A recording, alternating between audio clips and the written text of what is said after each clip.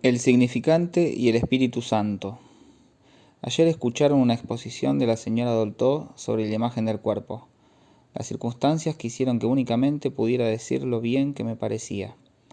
De haber tenido que hablar de él, hubiera sido para situar ese trabajo en relación con lo que estamos haciendo aquí, es decir, en suma, para producir enseñanza.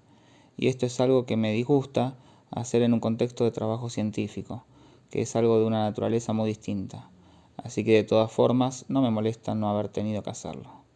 Si ahora partimos de la imagen del cuerpo tal como ayer nos fue presentada para situarlo en relación con este seminario, diría algo que todos ustedes saben de sobra y es evidente como algo primordial. La imagen del cuerpo no es un objeto. Si ayer noche se habló de objeto, fue para tratar de definir los estadios del desarrollo, y en efecto la noción de objeto es importante en este sentido. Sin embargo, no solo la imagen del cuerpo no es un objeto, sino que además no puede convertirse en un objeto. Esta observación tan simple, que nadie ha hecho, sino de forma indirecta, les permitirá situar exactamente el carácter de la imagen del cuerpo en oposición a otras formaciones imaginarias. Efectivamente, en la experiencia analítica nos ocupamos de objetos a propósito de los cuales podemos preguntarnos por su naturaleza imaginaria. No digo que su naturaleza sea imaginaria, sino que esta es la cuestión central que nos planteamos como introducción al nivel de la clínica, que ahora nos interesa en la noción del objeto. Esto no quiere decir que nos atengamos a la tesis del objeto imaginario, ni que sea nuestro punto de partida. Tanto es así que precisamente es lo que cuestionamos. Este objeto, posiblemente imaginario, tal como se da de hecho en la experiencia analítica, ustedes ya lo conocen. Para fijar las ideas, ya tomé dos ejemplos en los que, como ya dije, voy a centrarme, la fobia y el fetiche. Se equivocarían si pensaran que estos objetos ya han revelado su secreto, ni mucho menos. Por muchos ejercicios, acrobacias, contorsiones o génesis fantasmáticas que se hayan llegado a hacer, sigue siendo de todos modos bastante misterioso que en ciertas épocas de su vida los niños, machos o hembras, se consideren obligados a tener miedo de los leones, si el león no es un objeto que suele encontrarse demasiado a menudo en su experiencia. Es difícil hacer surgir su forma de un dato primitivo, inscrito por ejemplo en la imagen del cuerpo. Puede uno empeñarse en eso, como en cualquier otra cosa, pero queda sin embargo un residuo. Ahora bien, los residuos en las explicaciones científicas son siempre los más fecundos si se tienen en cuenta, y en todo caso, como se progresa, no es ocultándonos, sin lugar a dudas. Del mismo modo, ya han podido ustedes constatar que el número de fetiches sexuales es bastante limitado. ¿Por qué? Aparte de los zapatos, cuyo papel es tan sorprendente que podemos preguntarnos por qué no se les presta más atención, encontramos ligas, calcetines, sujetadores y poca cosa más. Todo ello muy próximo a la piel. Lo principal es el zapato. ¿Cómo se podía ser fetichista en la época de Catulo? Aquí también hay un residuo. He aquí objetos a propósito de los cuales nos preguntaremos si son objetos imaginarios. ¿Cómo concebir su valor cinético en la economía de la libido? ¿Se trata de algo que pueda resultar de una génesis, es decir, a fin de cuentas, de una ectopía con respecto a determinada relación típica? ¿Surgen estos objetos simplemente de la sucesión típica de lo que llaman estadios? De cualquier forma, estos objetos, si lo son, de los que ayer se ocuparon ustedes, no resultan muy incómodos.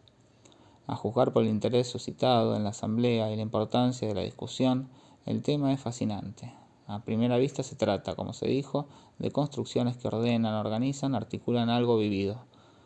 Pero lo más chocante es el uso que de dichas construcciones hace, uso que no dudamos ni por un instante que sea eficaz. La operadora, en este caso la señora Dolto.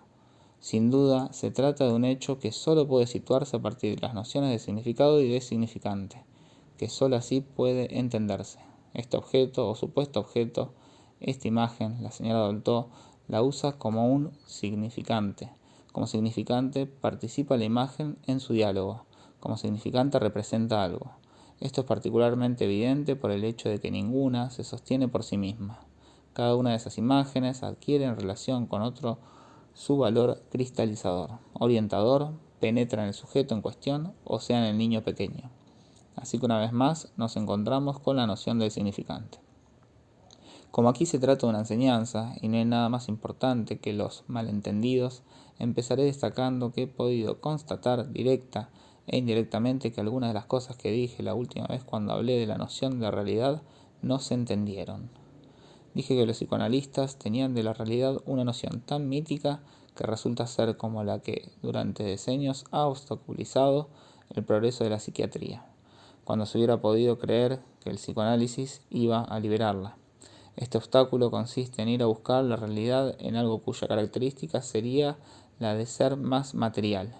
Para hacerme entender, di el ejemplo de la central hidroeléctrica y dije que era como si, frente a los distintos accidentes posibles, incluyendo entre estos accidentes la disminución de actividad, sus ampliaciones o sus reparaciones, se pretendiera estar razonando correctamente sobre lo que se debe hacer remitiéndose a la materia primitiva que interviene para hacerla funcionar, en este caso el salto de agua. En esto vinieron a decirme, ¿qué busca ahí? Imagínese que para el ingeniero todo se reduce a ese salto de agua. Habla usted de energía acumulada en la central, pero esta energía no es más que la transformación de la energía potencial dada de antemano en el lugar donde instalamos la central. Para calcularla, le basta al ingeniero con medir la altura del pantano con respecto al nivel al que ha de caer el agua. Todo esto ya está comprendido en la energía potencial. La potencia de la central está ya determinada por las condiciones anteriores. Esta objeción reclama diversas observaciones. En primer lugar, para hablarles de la realidad, empecé definiéndola por la Wirklichkeit, la eficacia del sistema, en este caso el sistema psíquico. Por otra parte, quise precisarles el carácter mítico de cierta concepción de la realidad y la situé con el ejemplo de la central eléctrica. No tuve tiempo de exponerles la tercera perspectiva que puede servir para presentar el tema de lo real, es decir, precisamente poner el énfasis en lo que está antes. Siempre nos encontramos con esto. Desde luego, es una forma legítima de considerar la realidad fijarse en lo que hay antes de que se haya producido un funcionamiento simbólico. Incluso es lo más sólido del espejismo que sostiene la objeción que me hicieron. No estoy en absoluto negando que antes haya algo. Por ejemplo, antes de que yo, G, advenga, había algo. Estaba el ello. Se trata simplemente de saber qué es este ello. En el caso de la central hidroeléctrica me dicen, lo que hay antes es la energía. Nunca he dicho lo contrario, pero entre la energía y la realidad natural hay un mundo. La energía solo empieza a contar en cuanto la medimos, y ni siquiera puede pensarse en contarla antes de que haya centrales en su funcionamiento. Estas nos obligan a hacer numerosos cálculos, incluyendo en efecto la energía de la que se deberá disponer. En otros términos, la noción de energía se construye efectivamente a partir de la necesidad que se impone una civilización productiva que quiere que le salgan las cuentas. ¿Qué trabajo se debe invertir para obtener una retribución disponible de eficacia? Esta energía la medimos siempre, por ejemplo, entre dos puntos de referencia. No existe una energía absoluta de un depósito natural.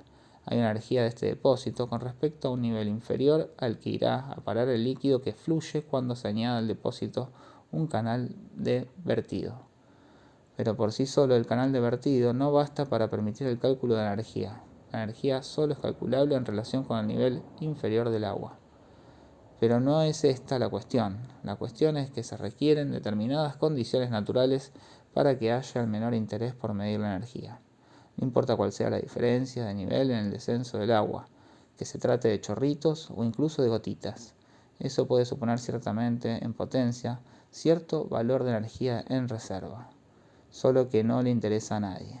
Hace falta todavía que en la naturaleza las materias que empleará la máquina se presenten en cierta forma privilegiada y, por decirlo todo, de forma significante.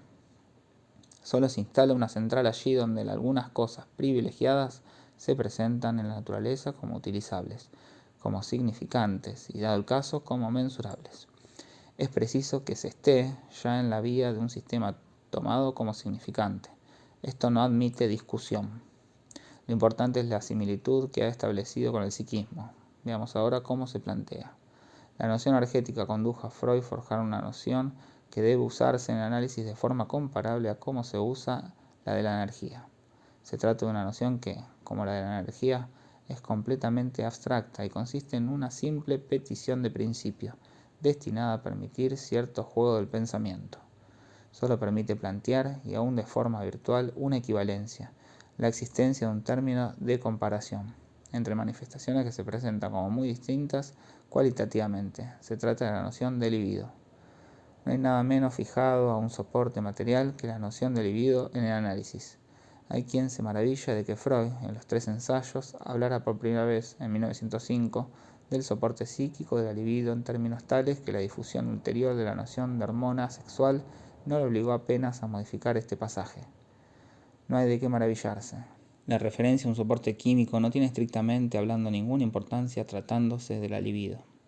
Freud lo dice, que sea una o que hayan varias, o una para la feminidad y una para la masculinidad, 2 o 3 para cada una de ellas, o que sean intercambiables, o que haya una y solo una como en efecto es muy posible que suceda. Todo eso no tiene ninguna importancia porque, de todos modos, la experiencia analítica nos exige pensar que no hay más que una sola y única libido. Así Freud sitúa enseguida la libido en un plano, si puedo decirlo así, neutralizado, por paradójico que este término les parezca. La libido es lo que vincula el comportamiento de los seres entre sí y les dará, por ejemplo, una posición activa o pasiva. Pero, nos dice Freud, esta libido tiene, en todos los casos, efectos activos, incluso en la posición pasiva, pues desde luego hace falta una actividad para adoptar la posición pasiva. De este modo viene Freud a indicar que, por este hecho, la libido se presenta siempre bajo una forma eficaz y activa, aspecto que la emparentaría más bien con la posición masculina. Freud llega a decir que solo la forma masculina de la libido está a nuestro alcance. Todo esto sería muy paradójico si no se tratara simplemente de una noción que solo está ahí para permitirnos encarar ese vínculo que se produce a un nivel determinado, estrictamente hablando, el nivel imaginario, en el cual el comportamiento de un ser vivo en presencia de otro ser vivo le está vinculado por los lazos del deseo. La apetencia, efectivamente uno de los resortes esenciales del pensamiento freudiano, para organizar lo que está en juego en todos los comportamientos de la sexualidad. Estamos acostumbrados a considerar el es como una instancia estrechamente relacionada con las tendencias, los instintos, la libido. Pero, ¿qué es el es? ¿Con qué nos permite compararlo a la noción de la central eléctrica?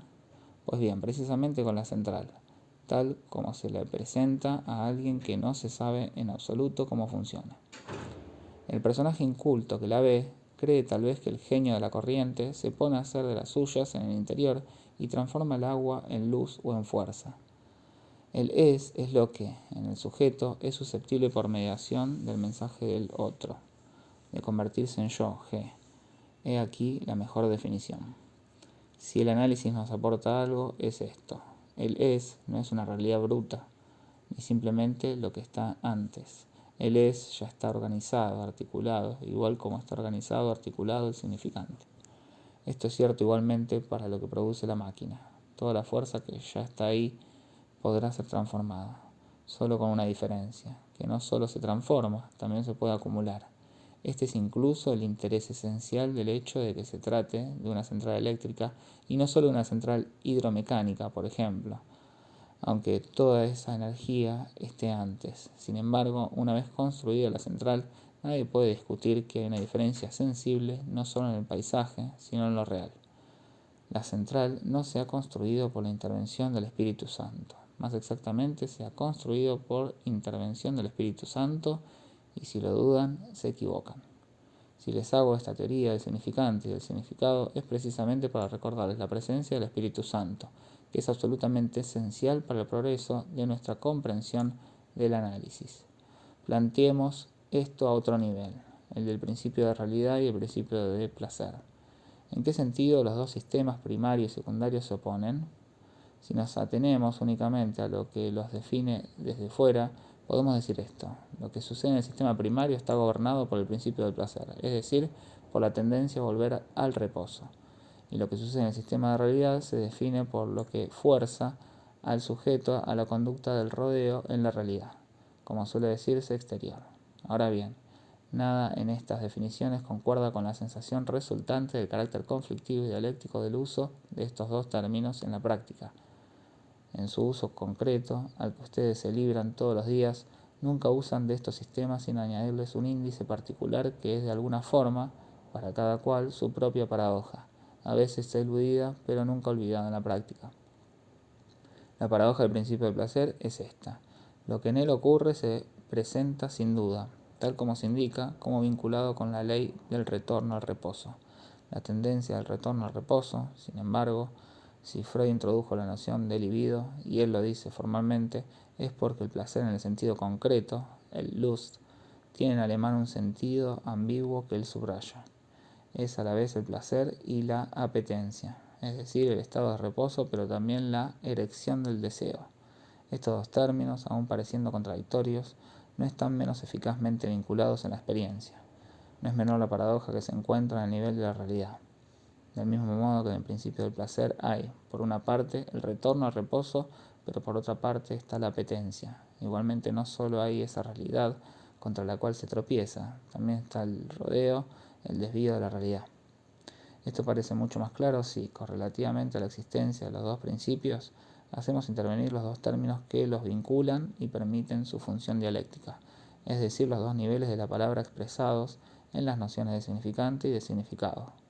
Ya sitúa en una especie de superposición paralela el curso del significante, o el discurso concreto, por ejemplo, y el curso del significado en él. Y como significado se presenta la continuidad de lo vivido, el flujo de las tendencias en un sujeto y entre sujetos. Esquema de las paralelas. Significante, significado. Esta representación es tanto más válida, cuanto que no puede concebirse nada, no solo de la palabra ni del lenguaje, sino tampoco de los fenómenos que se presentan en el análisis, sin admitir la posibilidad de perpetuos deslizamientos de significado bajo el significante y de significante sobre el significado. Nada se explica en la experiencia analítica sin este esquema fundamental. Este esquema supone que lo que es significante de algo puede convertirse en todo momento en significante de otra cosa, y todo lo que se presenta en la apetencia, la tendencia, la libido del sujeto, está siempre marcado por la impresión de un significante, lo cual no excluye que haya tal vez alguna otra cosa que la pulsión o en la apetencia algo que de ningún modo está marcado por la impresión del significante. El significante se introduce en el movimiento natural, en el deseo o en la demand, término al que recurre la lengua inglesa como expresión primitiva del apetito, calificándolo como exigencia, aunque el apetito no esté de por sí marcado por las leyes propias del significante. Así, puede decirse que la apetencia se convierte en significado.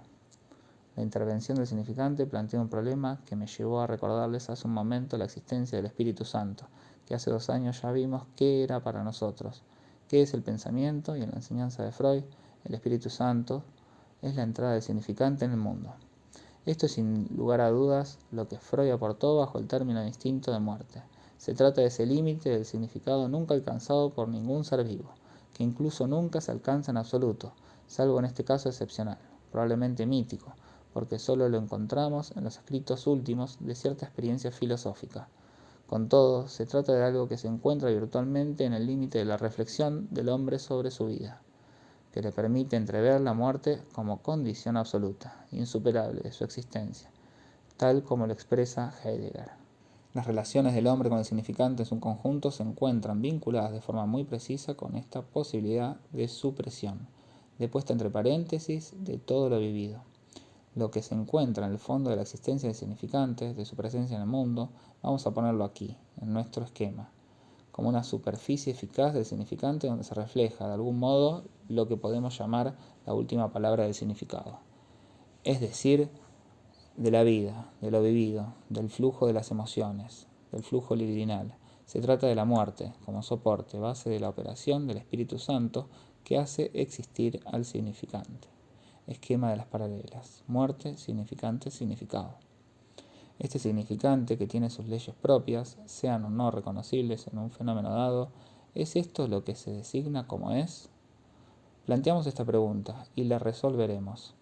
Para comprender algo de lo que hacemos en el análisis hay que responder sí. El es del que se trata en el análisis es significante que ya está en lo real, significante incomprendido. Ya está ahí, pero es significante. No se trata de que no sé qué propiedad primitiva y confusa correspondiente a no sé qué armonía preestablecida. Hipótesis a las que vuelven siempre quienes no dudaré en llamar esta vez espíritus débiles. Entre los más destacados se presenta un tal señor Jones, de quien más tarde les contaré cómo aborda el primer desarrollo de la mujer y su famoso complejo de castración, el cual les plantea un problema insoluble a todos los analistas desde que vinieron al mundo. El error consiste en partir de la idea de que hay el hilo y la aguja, la chica y el chico, y entre el uno y el otro una armonía preestablecida, primitiva, de forma que si se manifiesta alguna dificultad, debe tratarse únicamente de algún desorden secundario, algún proceso de defensa, algún acontecimiento puramente accidental y contingente. Cuando uno se imagina que el inconsciente significa que lo que hay en un sujeto sirve para adivinar qué le corresponde en otro, está suponiendo una armonía primitiva, nada más y nada menos. A esta concepción se opone la observación tan simple de Freud en sus 3 ensayos, a saber que lamentablemente no hay nada en el desarrollo del niño, y precisamente en su relación con las imágenes sexuales, que indique que ya estén construidos los carriles del libre acceso del hombre a la mujer y viceversa. No se trata en absoluto de un encuentro obstaculizado tan solo por los accidentes que puedan producirse por el camino.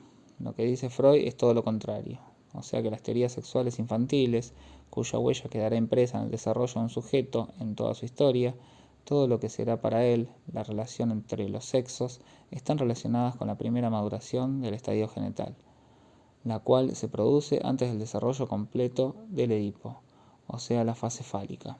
Si esta fase, llamada fálica, en este caso no es en nombre de una igualdad energética fundamental, que solo figura a título de una comodidad para el pensamiento, no es porque haya únicamente una libido, sino porque en el plano imaginario solo hay una representación primitiva del estadio genital, el falo en cuanto tal. El falo no es el aparato genital masculino en su conjunto, en el aparato genital masculino exceptuando su complemento, el escroto, por ejemplo, la imagen erecta del falo, esto es lo fundamental. Solo hay una, no hay más elección que una imagen viril o la castración. No es que ratifique lo que dice Freud, les indico que este es su punto de partida cuando reconstruye el desarrollo. Se pueden tratar de encontrar referencias naturales para esta idea descubierta en análisis, y sin duda eso hizo todo lo que precede a los 3 ensayos. Pero el análisis subraya precisamente que la experiencia nos ha hecho descubrir multitud de accidentes que están muy lejos de ser tan naturales. Lo que ahora estoy poniendo en el principio de la experiencia analítica es la noción de que hay significante ya instalado y ya estructurado. Ya hay una central construida y en funcionamiento. No la han hecho ustedes. Esta central es el lenguaje, en funcionamiento desde hace tanto tiempo como puedan ustedes recordar. Literalmente no pueden recordar más allá, me refiero a la historia de la humanidad en su conjunto. Desde que hay significantes en funcionamiento, los sujetos están organizados en su psiquismo por el propio juego de esos significantes. Por este hecho, el es que van a buscar ustedes a las profundidades no es nada tan natural, y menos aún que las imágenes. A decir verdad, la existencia en la naturaleza de la central hidroeléctrica, producto de la operación del Espíritu Santo, es incluso lo contrario de la noción de naturaleza. En lo escandaloso de este hecho, en eso radica la posición analítica. Cuando abordamos al sujeto, sabemos que hay ya en la naturaleza algo que es su es, el cual está estructurado según la modalidad de una articulación significante que marca todo aquello que se produce en el sujeto con sus huellas, con sus contradicciones, con su profunda diferencia respecto de las coaptaciones naturales. Me ha parecido que debía recordar estas posiciones que me parecen fundamentales. Detrás del significante les he puesto en el esquema esta realidad última, completamente velada para el significado, como también para el uso del significante, la posibilidad de que nada de lo que hay en el significado exista. En efecto, el instinto de muerte no es sino darnos cuenta de que la vida es improbable y completamente caduca. Nociones de esta clase no tienen la menor relación con ninguna especie de ejercicio de la vida, porque ésta consiste precisamente en trazar un pequeño camino a la existencia exactamente como lo hicieron todos aquellos que nos precedieron en el mismo linaje típico. La existencia del significante solo está vinculada con el hecho, porque es un hecho, de la existencia del discurso, y que éste se introduce sobre un fondo, más o menos conocido o desconocido, el cual curiosamente Freud solo pudo caracterizarlo, llevado por la experiencia analítica, diciendo que el significante funciona sobre el fondo de cierta experiencia de la muerte. La experiencia en cuestión no tiene que ver en absoluto con nada de lo vivido. Si nuestro comentario de Más allá del principio del placer de hace 2 años consiguió mostrar algo, es que se trata nada más y nada menos de una reconstrucción, motivada por ciertas paradojas de la experiencia, precisamente por la de este fenómeno inexplicable, que el sujeto se ve llevado a comportarse de una forma esencialmente significante, repitiendo de forma indefinida algo que le resulta mortal, hablando con propiedad. Y a la inversa, igual que la muerte, se refleja en el fondo del significado, del mismo modo que el significante toma en préstamo toda una serie de elementos vinculados con un término profundamente comprometido en el significado, es decir, el cuerpo. Tal como en la naturaleza hay ya determinadas reservas, hay en el significado cierto número de elementos que en la experiencia se dan como accidentes del cuerpo, pero el significante los toma, y toma así de ellos, por así decirlo, sus primeras armas. Se trata de esas cosas inaprehensibles y sin embargo irreductibles, entre las cuales está el término fálico, la pura y simple erección. La piedra erigida es uno de sus ejemplos. La noción del cuerpo humano como cuerpo erecto es otro. Así es como cierto número de elementos, vinculados todos ellos con la efigie corporal y no tan solo con la experiencia vivida del cuerpo, constituyen elementos primeros, tomados de la experiencia, pero completamente transformados por el hecho de ser simbolizados. Simbolizados quiere decir que han sido introducidos en el lugar del significante propiamente dicho, caracterizado por el hecho de articularse de acuerdo con leyes lógicas. Si en cierta ocasión les hice jugar el juego de par en par a propósito del instinto de muerte, si les enseñé a escribir series de más y de menos agrupadas de 2 en 2 o de 3 en 3 en una secuencia temporal, era para recordarles que hay leyes últimas y estas son las leyes del significante, presentes en todo inicio, sin duda implícitas, pero ineludibles. Volvamos ahora al punto donde dejamos las cosas la última vez, en el terreno de la experiencia analítica. La relación central de objeto, la que es dinámicamente creadora, es la de la falta. En la experiencia, toda Findung del objeto, nos dice Freud, es una Wiederfindung. No se pueden leer los 3 ensayos como si se tratara de una obra escrita de un tirón. Cierto es que no hay obra de Freud que no haya estado sujeta a revisión. Todas llevan notas añadidas. Las modificaciones del texto son extremadamente frecuentes, pero si la Traumdeutung, por ejemplo, se enriqueció, fue sin alterar en nada su equilibrio original. Por el contrario, si leyeran la primera edición de los 3 ensayos, se quedarían estupefactos, porque no reconocerían ninguno de los temas que tan familiares les resultan en el libro tal como lo leen habitualmente. Con las adiciones hechas principalmente en 1915, varios años después de la Einführung des Narzissmus. Eso es lo primero que deberían tener en mente al estudiar este texto. Todo lo que concierne al desarrollo libidinal solo es concebible tras la aparición de la teoría del narcisismo y una vez aisladas las teorías sexuales del niño con sus malentendidos fundamentales, consistentes, dice en particular Freud, en el hecho de que el niño no tiene ninguna noción ni de la vagina, ni del esperma, ni de la generación. Ese es su principal defecto. La promoción de la noción de fase fálica solo llegará después de la última edición de los 3 ensayos, en el artículo de 1923 sobre la organización genital infantil.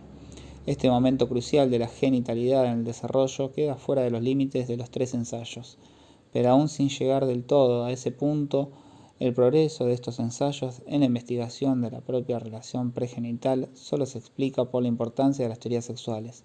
Lo mismo ocurre con la propia teoría de la libido. El capítulo titulado La teoría de la libido concierne a la noción del narcisismo propiamente dicho. Si podemos dar cuenta del origen de la idea de teoría de la libido, Freud nos lo dice. Es después de disponer de la noción de una Ich-Libido, como reserva de la libido que constituyen los objetos, y añade, a propósito de esta reserva, solo podemos echar un vistazo por encima de las murallas. En suma, es la noción de la tensión narcisista, de la relación del hombre con la imagen, lo que introdujo la idea de la medida común libidinal, y al mismo tiempo la del centro de reserva a partir del cual se establece toda relación objetal como fundamentalmente imaginaria. Dicho de otra manera, una de las articulaciones esenciales es la fascinación del sujeto por la imagen, que a fin de cuentas siempre es una imagen que lleva en sí mismo. Esta es la última palabra de la teoría narcisista. Si luego, en determinada orientación psicoanalítica, se les pudo reconocer a los fantasmas un valor organizador es porque no se suponía una armonía preestablecida, una conveniencia natural del objeto para el sujeto, tal como nos muestran los 3 ensayos en su primera versión, la original. El desarrollo de la sexualidad infantil se caracteriza por un escalonamiento en 2 tiempos, debido al periodo de latencia, es decir, la memoria latente que atraviesa este periodo el objeto primero, precisamente el objeto materno.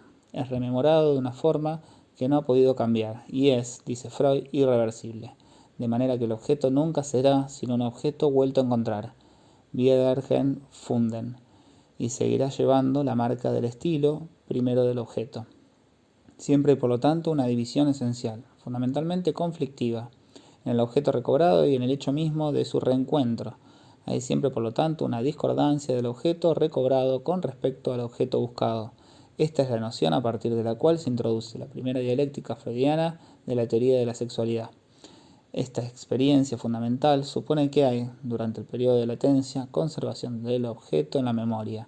Sin saberlo, el sujeto, es decir, transmisión significante, luego este objeto resultará discordante, tendrá un papel perturbador en toda relación de objeto ulterior del sujeto.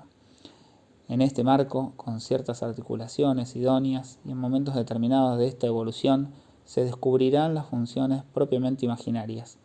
Todo lo que corresponde a la relación pregenital está capturado en el interior de este paréntesis, en una dialéctica que de entrada es esencialmente, en nuestro vocabulario, una dialéctica de lo simbólico y de lo real. Se introduce entonces la capa imaginaria. La introducción de lo imaginario, que luego llegó a gozar de tal preeminencia, se produjo únicamente a partir del artículo sobre el narcisismo. No se articula con la teoría de la sexualidad hasta 1915. No se formula a propósito de la fase fálica hasta 1920, pero entonces se afirma de forma tan categórica que desde ese momento lo cambia todo y deja a toda la audiencia analítica sumida en la perplejidad, de forma que la dialéctica llamada de la etapa pregenital y no preedípica, como les he advertido, quedó situada con respecto al Edipo. El término preedípico fue introducido a propósito de la sexualidad femenina y 10 años más tarde, en 1920, se designa como relación pregenital el recuerdo de las experiencias preparatorias de la experiencia edípica, pero que tan solo se articularán en esta última. La relación pregenital solo puede aprehenderse a partir de la articulación significante del Edipo.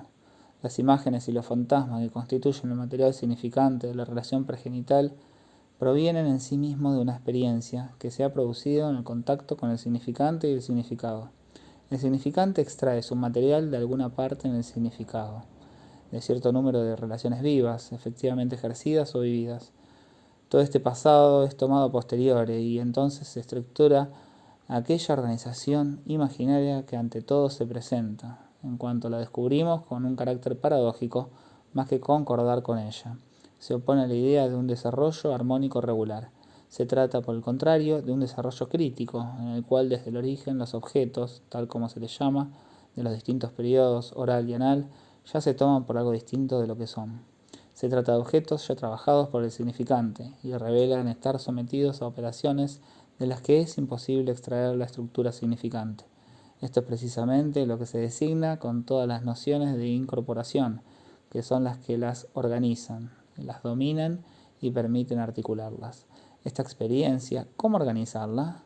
Tal como les dije la última vez, debemos hacerlo en torno a la noción de la falta de objeto. Ya les mostré los 3 niveles de esta falta, que es esencial situar cada vez que se produce una crisis, o un encuentro, o una acción eficaz en el registro de la búsqueda del objeto, que en sí misma tiene siempre un carácter crítico. Estos niveles son los siguientes: castración, frustración, privación. Lo que son cada uno como falta, la estructura central de cada uno de ellos, son cosas esencialmente distintas. En las lecciones siguientes situaremos el punto exacto donde se instalan la teoría moderna y la práctica actual. Los analistas de hoy en día reorganizan en efecto la experiencia analítica a partir del nivel de la frustración y descuidan la noción de castración, que sin embargo fue el descubrimiento original de Freud junto con el del Edipo. Así, el próximo día partiré de un ejemplo tomado al azar del volumen 3-4 del Psychoanalytic Study of the Child, aparecido en 1949, que contiene una conferencia de Annelies Schurman, alumna de Anna Freud. Schurman observó el desarrollo de una fobia durante un corto periodo en una de las niñas confiadas al cuidado de la Hampstead Nursery de Anna Freud. Esta observación, una entre mil, la leeremos, veremos qué podemos entender en ella. También trataremos de ver qué entiende la misma que la narra como una apariencia de fidelidad ejemplar, sin excluir el uso de categorías preestablecidas. Lo que recoge es suficiente para aportar la noción de una sucesión temporal en el curso de la cual aparece y luego desaparece una fobia, es decir, una creación imaginaria privilegiada, que prevalece durante cierto tiempo y tiene toda una serie de efectos en el comportamiento del sujeto. Tendremos que valorar si el autor le resulta en verdad posible articular lo esencial en esta observación a partir de la noción de frustración tal como se concibe actualmente, relacionándola con la privación de un objeto privilegiado, el correspondiente al estado en que se encuentra el sujeto en el momento de la aparición de dicha privación. Efecto más o menos regresivo, que puede incluso ser progresivo en algunos casos. ¿Por qué no? Pero, ¿puede entenderse un fenómeno como el de la fobia solo a partir de su posición en determinado orden cronológico? ¿No se explican mejor las cosas si nos referimos a los tres términos que he enumerado? Ya lo veremos. Tan solo voy a subrayar lo que quiere decir cada uno de estos términos. En la castración hay una falta fundamental que se sitúa como deuda en la cadena simbólica. En la frustración, la falta solo se entiende en el plano imaginario, como daño imaginario. En la privación, la falta está pura y simplemente en lo real, límite o ansia real. Cuando digo que en el caso de la privación la falta está en lo real, quiero decir que no está en el sujeto. Para que el sujeto acceda a la privación, ha de concebir lo real como algo que puede ser distinto de cómo es decir, que ya lo simbolice. La referencia a la privación, tal como aquí la planteamos, consiste en poner lo simbólico antes de que pudiéramos decir cosas sensatas. Se opone así a la génesis del psiquismo como habitualmente se plantea. En la psicogénesis, corriente que actualmente nos hacen en el análisis, todo se produce al estilo de un sueño idealista. Cada sujeto es como una araña que extrae de sí mismo todo el hilo de su tela. Ahí está envolviéndose de seda en su propio capullo y toda su concepción del mundo debe sacarla de él y de sus propias imágenes. Así se ve que el sujeto va secretando sus relaciones sucesivas, en nombre de no sé qué maduración preestablecida, con objetos que acabarán siendo los objetos del mundo humano, el nuestro. Se libran a tal ejercicio porque, en efecto, según todas las apariencias, el psicoanálisis lo hace posible. Pero eso es porque de la experiencia solo se quieren tomar los aspectos que van en esa dirección. Y si se hacen un lío, entonces creen que solo se trata de una dificultad del lenguaje, cuando es una manifestación del error en el que están. La somatognosia, la imagen del cuerpo como significante, lo demuestra claramente. Solo se puede plantear correctamente el problema de las relaciones de objeto a partir de cierto marco que debe considerarse como fundamental para su comprensión. Este marco, o el primero de estos marcos, es que en el mundo humano la estructura como punto de partida de la organización objetal es la falta del objeto. Esta falta de objeto debemos concebirla en sus diferentes estratos en el sujeto, en la cadena simbólica que se le escapa, tanto en su principio como en su fin. En el plano de la frustración, donde en efecto él mismo se instala en lo vivido como pensable, pero también hemos de considerar esta falta en lo real, porque cuando hablamos de privación no se trata de una privación sentida. La privación es el eje de referencia que necesitamos, hasta tal punto que todo el mundo se sirve de ella. Pero la treta consiste, y así es como procede el señor Jones, en hacer de la privación en un momento dado el equivalente de la frustración. La privación está en lo real, completamente fuera del sujeto. Para que el sujeto capte la privación, antes ha de simbolizar lo real. ¿Qué lleva al sujeto a simbolizarlo? ¿Cómo introduce la frustración el orden simbólico? Esa es la pregunta que nos planteamos. Y veremos que el sujeto ni está aislado, ni es independiente, y que no es él quien introduce el orden simbólico. Es sorprendente que nadie hablara anoche de un pasaje fundamental en lo que nos aportó la señora Dolto, a saber, según ella, solo se convierten en fóbicos los niños de uno u otro sexo cuya madre ha tenido que soportar un trastorno en la relación objetal que la vinculaba con su progenitor. De ella, de la madre, del sexo opuesto. Esta noción sin duda hace intervenir algo muy distinto que las relaciones del niño con la madre, y por eso he planteado el trío de la madre, el niño y el falo. Junto al niño, para la madre siempre está el falo. La exigencia del falo que el niño simboliza o realiza más o menos. Por su parte, el niño, en su relación con la madre, no tiene ni idea. Cuando ayer se habló de imagen del cuerpo a propósito del niño, hay algo que sin duda debieron advertir. Si esta imagen del cuerpo es efectivamente el niño, si incluso es accesible al niño, ¿acaso la madre ve necesariamente así a su hijo? Esta es una pregunta que hasta ahora no se ha planteado. Del mismo modo, ¿en qué momento es capaz el niño de advertir que eso que la madre desea en él, lo que satura y satisface con él, es su propia imagen fálica, la de la madre? ¿Qué posibilidad tiene el niño de acceder a este elemento relacional? ¿Es algo así como una efusión directa, una proyección? ¿No equivaldría esto a suponer que toda relación entre sujetos es semejante a la relación de la señora Dolto con su sujeto? Me sorprende que nadie le preguntara si, aparte de ella misma, que ve todas estas imágenes del cuerpo, y un analista, y además de su escuela, alguien más las ve. Sin embargo, el punto importante es este. El hecho de que, para la madre, el niño está lejos de ser solo el niño, porque es también el falo, constituye una discordancia imaginaria y se plantea la cuestión de saber cómo se introduce al niño en ella, tanto el macho como la hembra. Está al alcance de nuestra experiencia. Ciertos elementos que de ella se desprenden nos muestran, por ejemplo, que el acceso del niño solo se produce después de una época de simbolización, pero en ciertos casos el perjuicio imaginario ha sido abordado de una forma en cierto modo directa, no el suyo, sino el de la madre, por la privación del falo. ¿Es un imaginario lo que aquí se refleja en lo simbólico? ¿Es por el contrario un elemento simbólico lo que aparece en lo imaginario? Estos son los puntos cruciales en torno a los cuales nos planteamos esta pregunta, tan esencial en el desarrollo de la fobia, para no dejarles del todo en ascuas y para empezar a ver claro, les diré, además de que se trata de plantear, con el triple esquema de la madre, el niño y el falo, la cuestión del fetichismo. La cuestión de la fobia es muy distinta y seguramente nos llevará lejos. Esquema del fetichismo. Falo, madre y niño, fetichismo de la madre hacia el falo. ¿Por qué llega el niño a ocupar más o menos la posición de la madre con respecto al falo? O por el contrario, en algunas formas muy particulares de dependencia, en las que pueden presentarse anomalías con toda la apariencia de la normal, la posición del falo con respecto a la madre, ¿qué le conduce hasta ahí? Lo que está en juego es el vínculo que el niño establece entre el falo y la madre. ¿Hasta qué punto pone de su parte? ¿La relación madre-falo se le plantea al niño de forma espontánea y directa? ¿Todo se produce simplemente porque contempla a su madre y advierte que lo que desea es un falo? Desde luego, parece que no. Volveremos a ocuparnos de ello. La fobia, cuando se desarrolla, no es en absoluto de este orden. No se basa en ese vínculo. Constituye otra forma de solución al difícil problema introducido por las relaciones del niño con la madre. El año pasado ya se los mostré. Para que haya los tres términos del trío se requiere un espacio cerrado, una organización del mundo simbólico, que se llama el padre. Pues bien, la fobia más bien de este orden está relacionada con ese vínculo asediante.